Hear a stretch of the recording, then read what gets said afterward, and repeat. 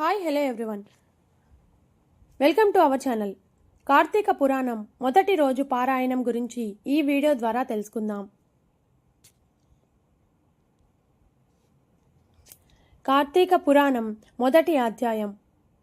అనంత కోటి బ్రహ్మాండ నాయకుడైన భగవంతుని సృష్టి ఎందలి విశిష్టమైన శ్రీ నైమిసారణ్యమునకు విచ్చేసిన సూత మహర్షిని సత్కరించి సూత మహాముని కలికల్మష నాశకము కైవల్యదాయకమైన కార్తీక మాస మహత్యాన్ని వివరించి మమ్మల్ని ధన్యులను చేయండి అని అంటూ అభ్యర్థించారు సౌనకాది మహామునులు. వారి కోరికను మన్నించాడు సూత మహాముని. సౌనకాది మహర్షులారా, పరమ పవిత్రమైన కార్తీక మాస మహత్యమును గురించి వివరంగా చెప్తాను, వినండి.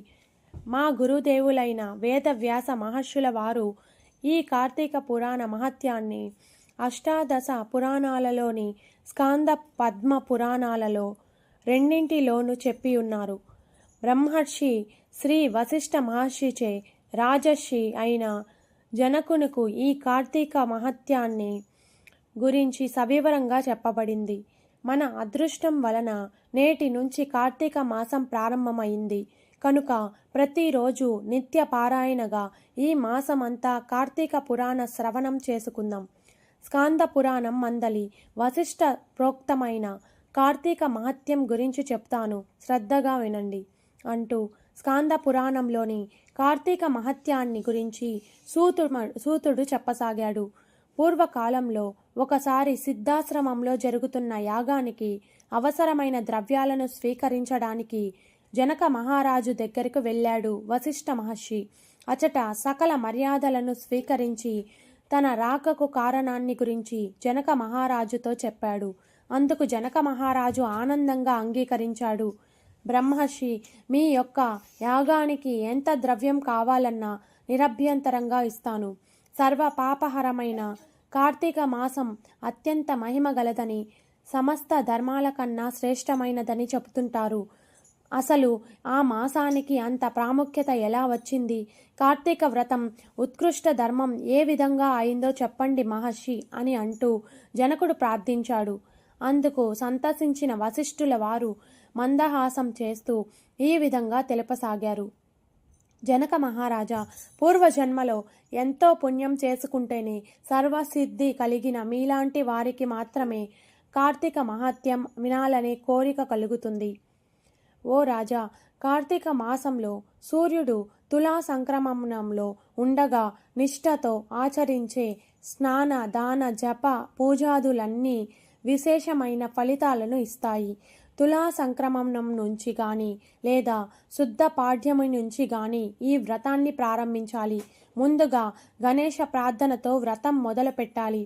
ఈ నా వ్రతాన్ని నిర్విఘ్నంగా పూర్తి చేయించు దామోదర అంటూ నమస్కారపూర్వకంగా సంకల్పించుకొని కార్తీక స్నానాన్ని ప్రారంభించాలి.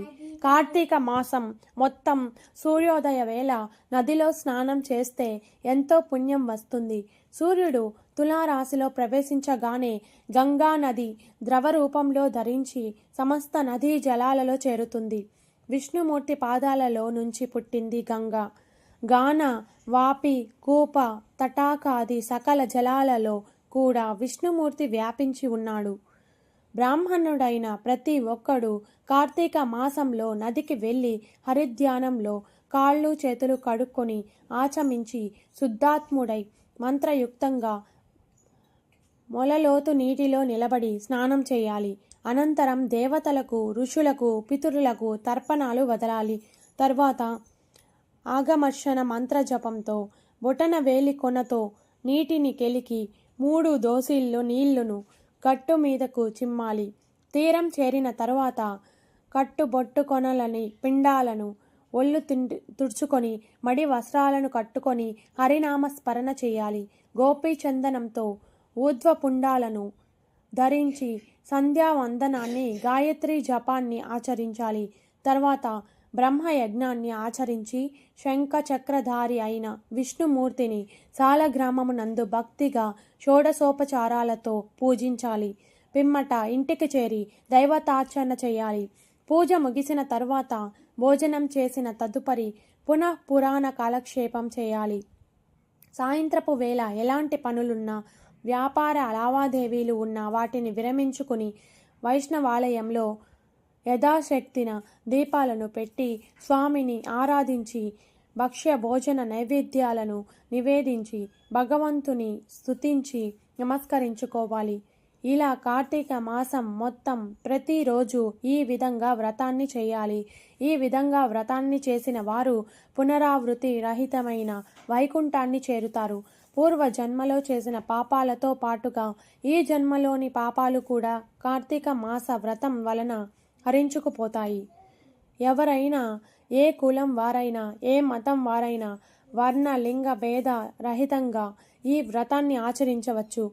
అలా ఆచరించిన వారు మోక్షాన్ని పొందుతారు.